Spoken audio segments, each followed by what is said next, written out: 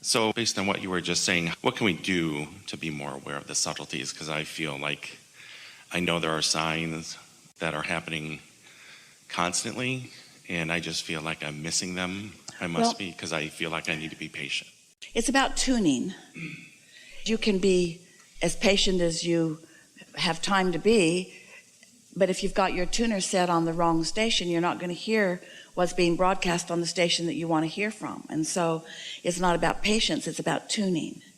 The thing about resistance is, you see, beliefs are active vibrations within you.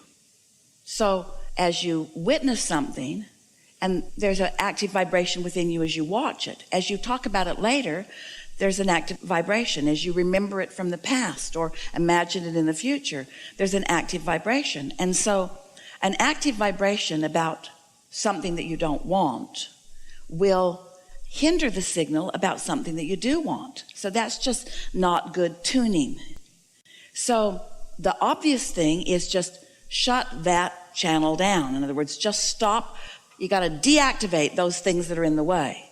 But the thing that makes that a little tricky is that while you're thinking about what you're not going to think about, you're thinking about it.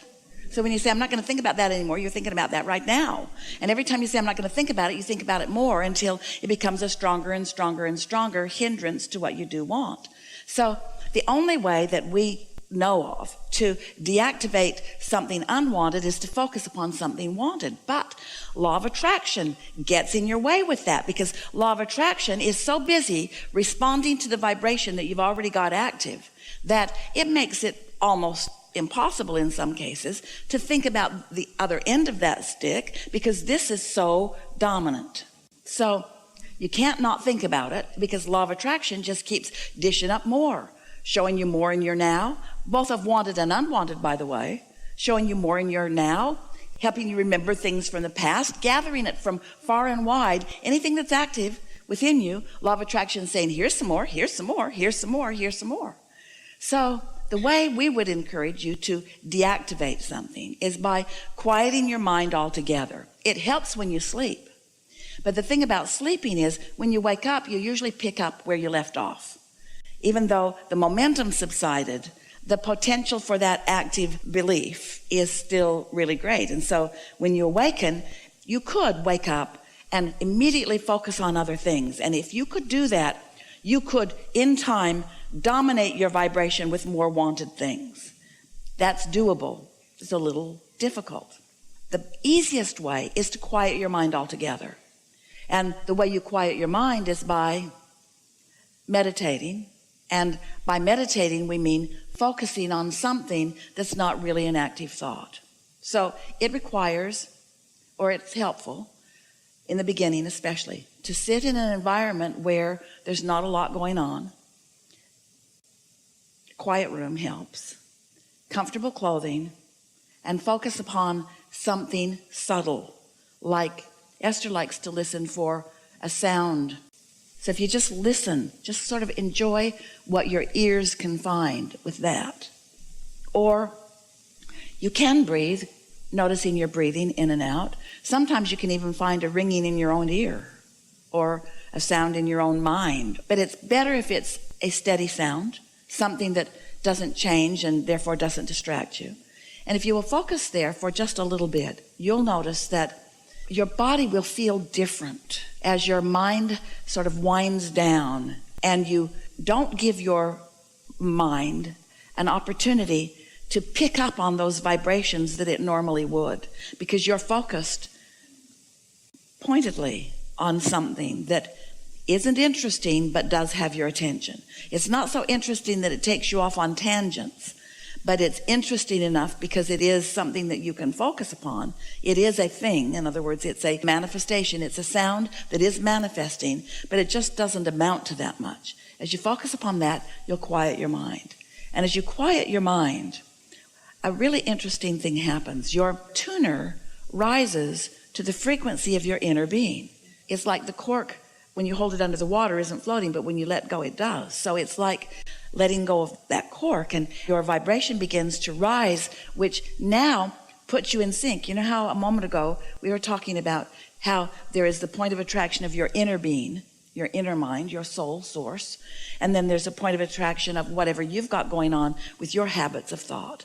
Well, when you quiet your own habits of thought, then your inner mind becomes dominant. So now you're right there with your inner being, and your inner being is wise enough not to begin introducing thoughts to you that are going to take you back over here. Your inner being will speak very generally to you at first, because there's no point in talking about that issue that you've got going on, because as soon as your inner being brings it up, you're going to go right back to that lower vibration, because your habit of thought is so practiced there. So it will be more general. It will be more like a feeling of well-being. It's just this place of quiet allowing of yourself to resonate and be bathed by and touched by and integrated with this high frequency of who you really are. And so if we were standing in your physical shoes, we'd meditate every day, and we would orient ourselves to the subtleties of that inner mind, that inner being, until it's so not subtle that you're actually receiving movement, so not subtle that you're actually knowing unequivocally that that's the way you want to go.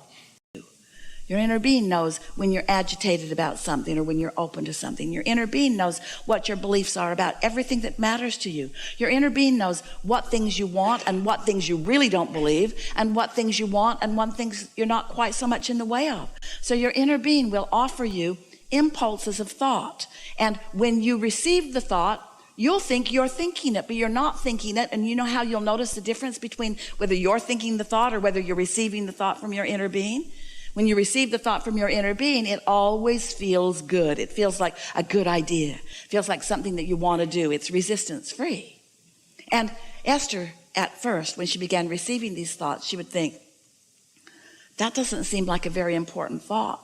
It seems like Source would be thinking about more important things. But then she realized that Source is just offering her the thought of least resistance, the thought that she could receive, that she wouldn't immediately begin contradicting with beliefs that are in the way. And so after a while, once you meditate for 15 or 20 minutes every morning so that you've sort of set the tone of that, then what you begin to notice is that you don't have to be in a state of completely quieted mind in order to receive an impulse that's really a good idea.